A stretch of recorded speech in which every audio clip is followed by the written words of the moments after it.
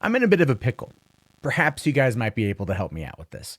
So, I should be 100% excited for this news. I should be ecstatic, through the roof, over the moon, blown top excited for this news. Apparently, Ant-Man 3 is officially happening at Marvel, Peyton Reed returning to direct. That is some amazing, fantastic news, because I did enjoy both Ant-Man and Ant-Man and the Wasp. And quite frankly, one of the things that had me hyped the most for Avengers Endgame was getting some more of that sweet Paul Rudd goodness. I was very happy that it was a lot more Ant-Man in that movie, and it really gave us the opportunity to just enjoy more with the character. Now, here's what the report says.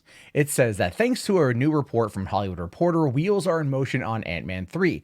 They are reporting that director Peyton Reed is signed on to direct a third entry in the franchise. He directed the previous two installments after taking over for Edgar Wright. Rudd is expected to return and star, with production reportedly being planned to start in late 2020 or early 2021 for a possible 2022 release. So right now, there is no release date. We do know that Phase 4 is going to end in the fall of 2021, and that Black Panther 2 is going to ultimately end up being the number one movie, or the starter of Phase 5 in May of 2022. And that's fine. That's all well and good. I'm looking forward to seeing those. But when it comes to Ant-Man, especially Ant-Man 3, I'm not that excited. Like I said, I'm in a predicament. I should be happy. I should be excited. I'm not. I don't think it should be a movie.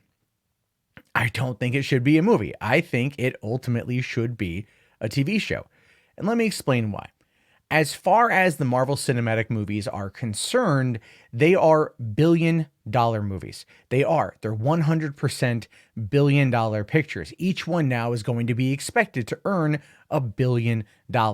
Ant-Man 3 will not do that. It just won't. It can't. It won't do it. And that is going to make it look bad. That is going to make the trade start to attack Ant-Man. Now, look, hear me out.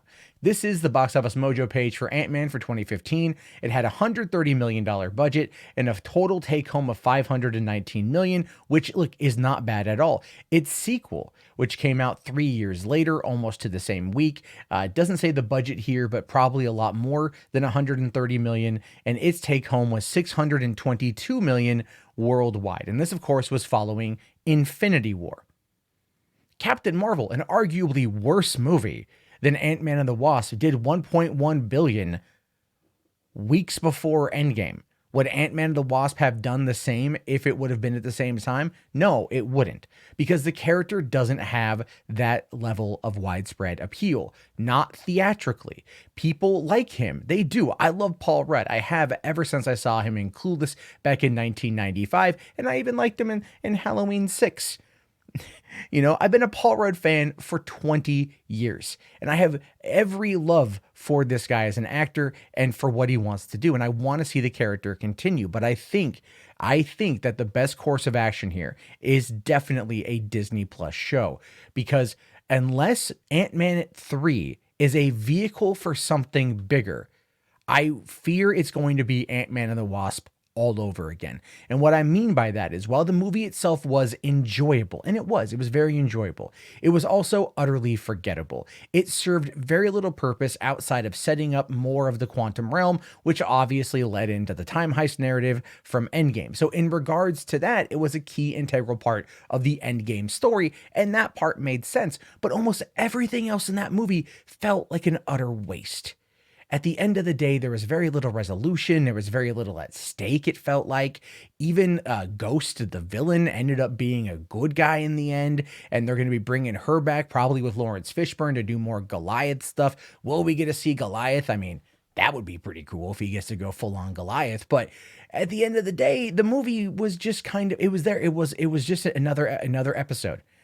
It was a filler episode getting to the season finale is really what it was. And I feel that this type of storytelling from Peyton Reed, who didn't really bring much to the table as a director, like thematically, narratively, or anything, cinematically in the movie, it felt like it was kind of like Bring It On. It was or Isn't It Romantic? I think that was one that he did. You know, it's a straightforward rom-com is what he is really known for doing, or just a straightforward comedy. And the movie's really funny. The movie's really interesting. The movie's is good. And like I said, I like it.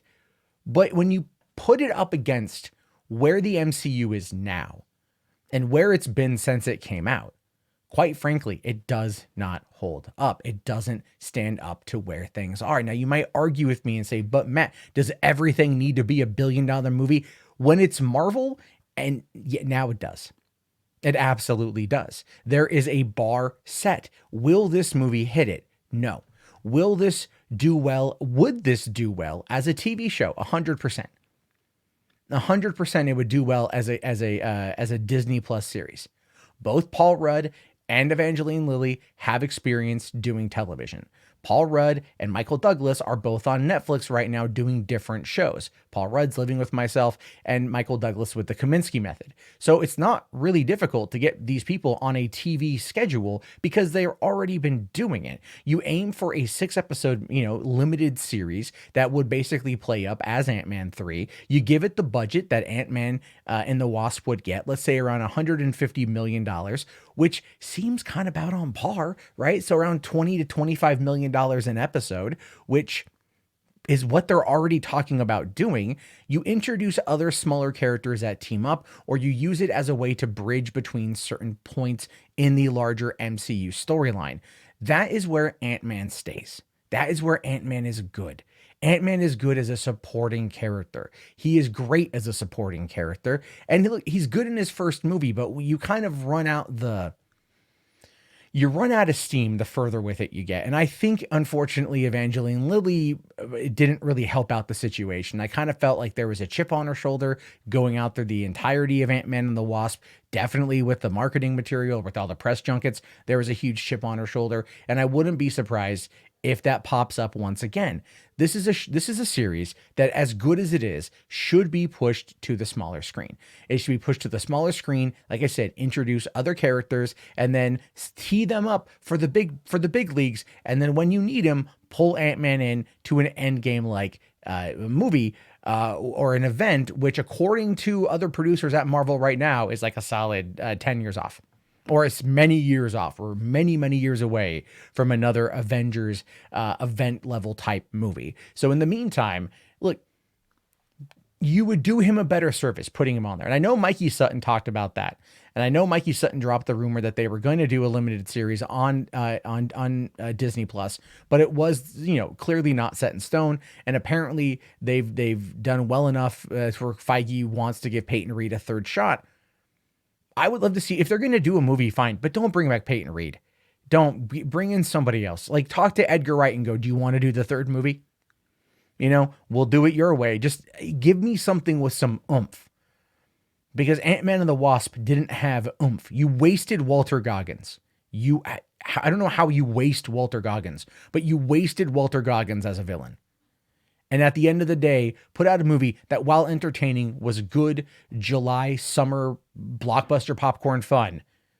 You walk out and you forget what the hell you just saw. Or you walk out and you go, man, that quantum realm thing at the end, ooh boy, Endgame, when it comes out 10 months from now or 9 months from now, that's going to be lit.